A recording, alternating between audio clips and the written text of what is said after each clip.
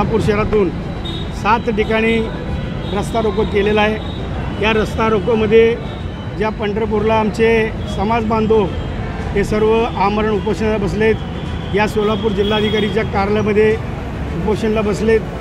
अनेक ठिकाणी या ठिकाणी कार्यक्रम चालू आहे, परंतु गेल्या अनेक वर्षापासून विरोधी पक्षाचे सत्ता असू दे किंवा सत्ताधाऱ्यांचा सत्ता असू दे, या लोकांनी आम्हाला आरक्षण दिलं गेलं नाही।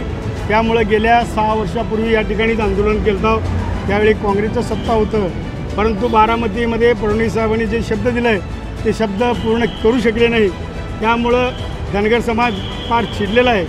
आम्हाला ओबीसी आणि मध्ये जरांगे पाटील साहेबांनी म्हणल्यासारखं त्या ठिकाणी भांडण लावायचं काम कुणी केलं याची चौकशी झाली पाहिजे। आता पुन्हा आम्हाला या ठिकाणी महाराष्ट्रात अनुसूचित जमातीमध्ये समावेश करण्यासाठी आमचे सर्व धनगर समाज मोठ्या प्रमाणात आंदोलन करत आहेत। त्या आंदोलनाला आमचं एकच मत आहे की आम्हाला फसवू नका। जसं लोकसभेमध्ये या ठिकाणी मराठा समाज तुम्हाला जागा दाखवला आहे, आता यावेळी विधानसभामध्ये जर आम्हाला आरक्षण मिळालं नाही तर आम्ही धनगर समाज सर्व बांधवांनी मिळून तुम्हाला तुमच्या जागा आम्ही पण दाखवणारच आहे। फक्त एवढंच सांगायचं आहे, जागा दाखवायच्या अगोदर, निवडणुका व्हायच्या अगोदर आमच्या या ठिकाणी आचारसंहितेच्या अगोदर आमच्या समाजाला न्याय द्या आणि मराठा समाजाला न्याय द्या। अजून कुठल्या समाजाला तुम्ही लिंगायत समाजाला ओबीसीमध्ये घालता म्हणून घातला नाही, मुस्लिम समाजाला घालता म्हणून घातलं नाही। सर्व समाजाला तुम्ही फसवणूक करायला लाव, जेणेकरून समाजामध्ये भांडण लावावं लागलं। हे भांडण न लावता सर्व समाजाला न्याय द्या।